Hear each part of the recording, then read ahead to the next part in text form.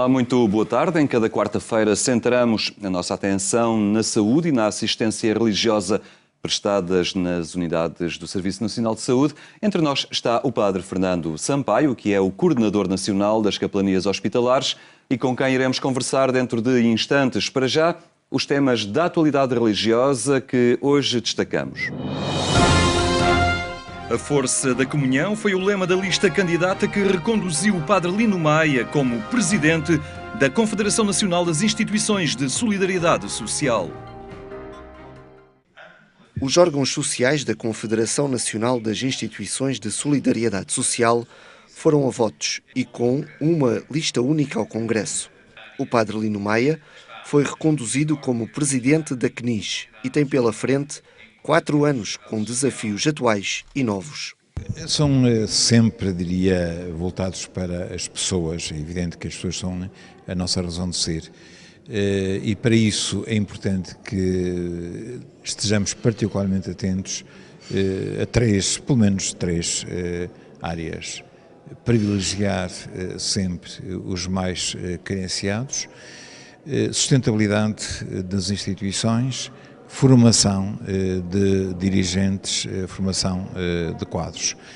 Dos 252 votos válidos, 229 confirmaram uma eleição que reflete a união entre as várias IPSS. Representantes de várias partes do país afirmam a força da comunhão, lema da lista eleita. É importante que demos ao país, ao mundo, um testemunho de comunhão. De comunhão, no fundo, não é para um trono, é para um serviço aos mais carenciados. Não podemos andar aqui com disputas pessoais, com guerras eleitorais. Temos é que andar todos de mãos dadas para servir aqueles que precisam, de facto, do nosso serviço. Ao longo destes anos e destes últimos mandatos, a União de Lisboa esteve também na linha da frente com algumas candidaturas. Entendemos que o atual momento é um momento de convergência de esforços, de união, de nos darmos as mãos. Poderemos pensar de forma diferente, devemos discutir os problemas com frontalidade, com lealdade, com transparência, mas sobretudo com este espírito de união. Uma das necessidades identificadas é uma lei de bases para a cooperação, para que se estabeleçam regras, critérios, que se encontra em negociações. O Estado não tem que fazer tudo, tem que apoiar quem faz, suprir quando não se faz.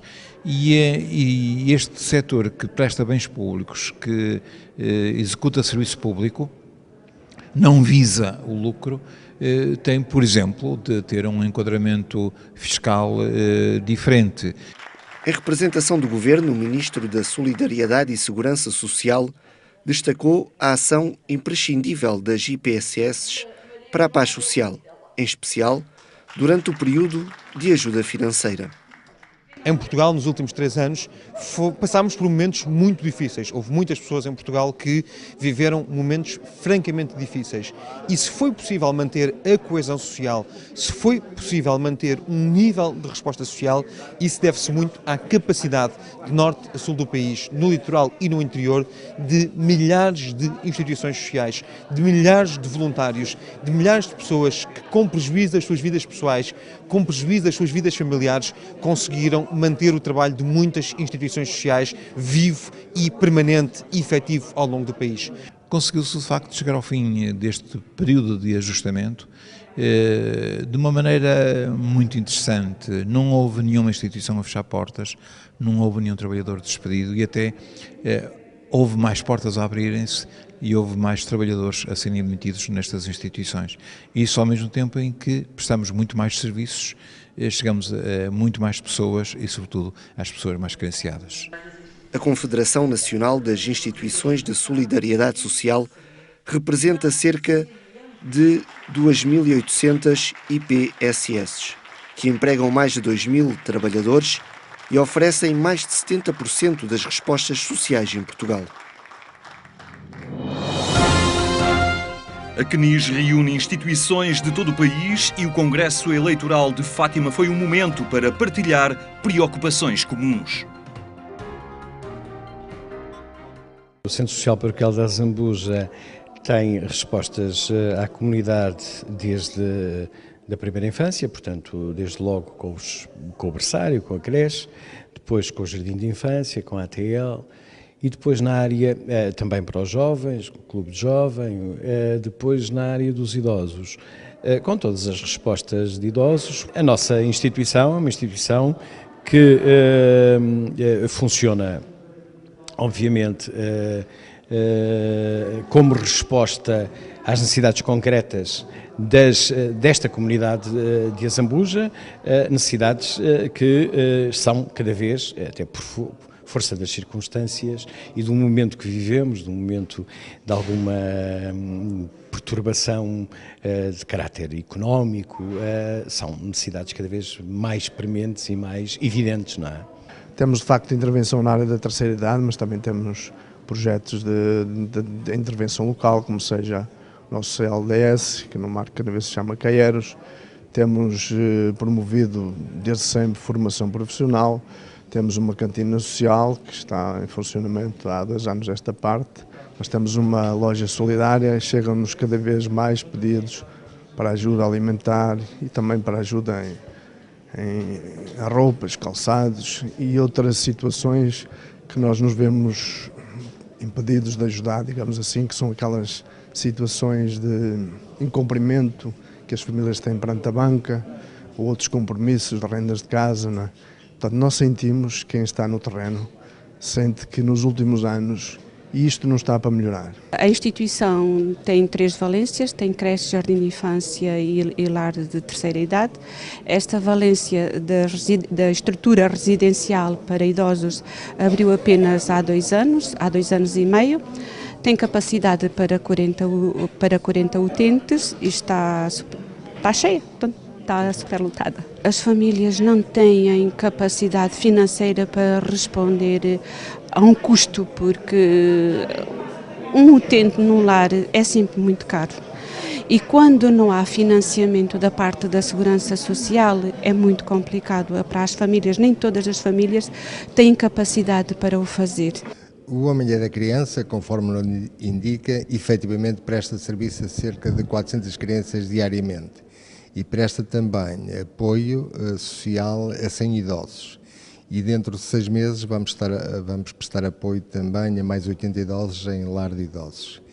E paralelamente temos também 280 jovens que acompanhamos nas várias modalidades esportivas que temos. Efetivamente, este país nos últimos 3 anos viveu uma circunstância muito difícil, a procura aumentou significativamente e, acima de tudo, tivemos um problema que nos causou algum desconforto do ponto de vista financeiro, é que esta procura, de facto, foi uma procura de pessoas muito carenciadas.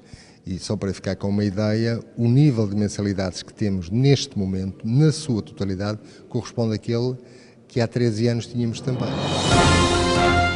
Identificar o perfil do sacerdote para a atualidade, o tema para a formação permanente nas dioceses do sul de Portugal. Padres do Algarve, Beja e Évora querem saber que pastores são necessários para a Igreja no mundo atual.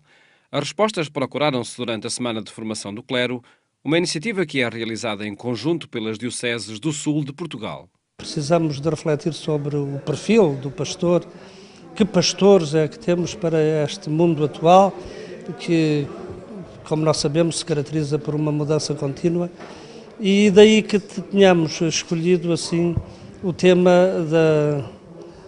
do pastor, do presbítero, da identidade do presbítero, da missão do presbítero, que toca igualmente também depois toda a pastoral vocacional, que números de padres é que temos, que respostas é que nós estamos a dar, que qualidade de serviços é que nós estamos a prestar. Interrogações que contaram com contributos do secretário da Congregação do Clero, do Vaticano, para a análise das diferentes problemáticas. A principal está relacionada com o que deve ser hoje o sacerdote. El sacerdote se identifica con Jesús como hijo, pero también se identifica con Jesús como hermano, porque al ser todos hijos del mismo Padre Dios, el sacerdote se presenta ante el pueblo de Dios como un hermano con el que se puede caminar, dialogar y vivir la vida cristiana. Y por supuesto, después de esta relación de sentirse hijos y hermanos, el sacerdote es padre, es un padre espiritual, es un padre que acompaña, que está cercano. Na definição de responsabilidades pastorais, a delegação nos leigos é uma via cada vez mais urgente. Muchas de las responsabilidades pastorales deben ser vividas directamente, transmitidas desde los laicos. Estamos en un momento de una vocación laical que debe crecer. Pero esto va a provocar también vocaciones sacerdotales. ¿Por qué?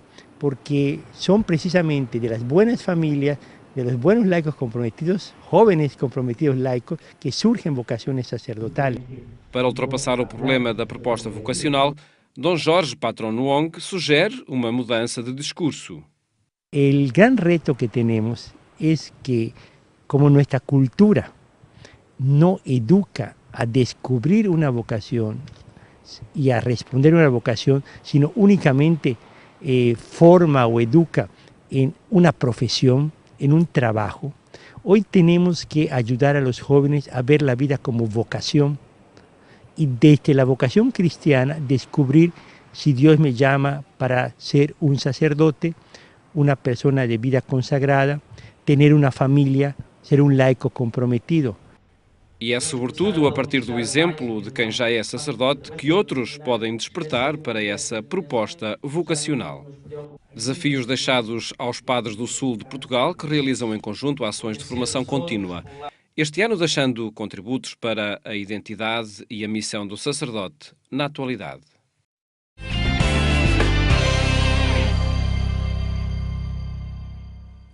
Estes e outros temas da atualidade religiosa podem ser acompanhados em agência.eclesia.pt. Agora, a assistência religiosa nas unidades de saúde. Voltamos a ter entre nós o padre Fernando Sampaio, que é o coordenador nacional dos capelães hospitalares. Muito boa tarde, padre Fernando Sampaio. Obrigado por estar na nossa companhia. Após este período, já algo longo, em que entrou em vigor o decreto-lei que regulamenta então a assistência religiosa nas unidades de saúde, que género de balanço se pode fazer? Sabendo que esta legislação veio clarificar um bocadinho a concordata e introduzir algumas práticas na assistência religiosa nas unidades de saúde, que balanço é que é possível fazer neste momento? Eu não tenho dados concretos para poder fazer um balanço muito grande. No entanto, a legislação vai sendo cumprida, mais ou menos, a nível dos diferentes hospitais. Hospitais que avançam mais e conseguiram, de facto, por exemplo, ao nível do Serviço de Assistência Espiritual Religiosa, conseguem ter a presença de outras religiões de uma maneira muito mais fecunda, muito mais colaborante. Há outros hospitais em que isso é difícil, essa presença. Há hospitais, de facto, em que, do seu ponto de vista institucional e do seu ponto de vista dos profissionais, há uma colaboração imensa no sentido do implemento dos direitos do doente, no sentido, portanto, espiritual. Há outros hospitais onde, de facto, isso é difícil, às vezes, de instalar e denotando, de alguma forma, de facto, essas dificuldades, às vezes, que as pessoas têm a abrir a essas dimensões religiosas e espirituais dos doentes. Portanto, o balanço é positivo, eu poderia dizer, mas não se pode fazer assim muita... Não é exageradamente positivo. Portanto, ainda há muito a caminhar, ainda há muito a fazer da parte institucional, das instituições e particularmente também da parte dos profissionais. O que parece claro é que este novo enquadramento comporta em si um conjunto de potencialidades que importa explorar. Abre o campo à colaboração entre as diversas identidades religiosas, desperta para a colaboração entre as diferentes identidades também cristãs, leva à colaboração com os profissionais de saúde e aí é necessário, como referi, a esse caminho, mas mas está no espírito desta lei, precisamente, está consagrada em lei, esta nova colaboração e este enriquecimento da assistência espiritual, não é? Está consagrado na lei pelo facto de a própria lei reconhecer que é um direito do doente, é um direito universal, pertence aos direitos humanos do doente, a questão da assistência espiritual religiosa. Pelo facto da pessoa ser internada, não impede que a pessoa não viva a sua espiritualidade. Mas não é só apenas uma questão de viver, é que ela é importante na própria recuperação da saúde, em primeiro lugar. Isso é um consenso científico, um consenso a nível legal também. Em segundo lugar, porque a nível dos hospitais, a própria assistência espiritual, por ajudar os próprios doentes no enfrentamento da doença, por ir ao encontro do doente e das suas necessidades, tem um valor de qualidade.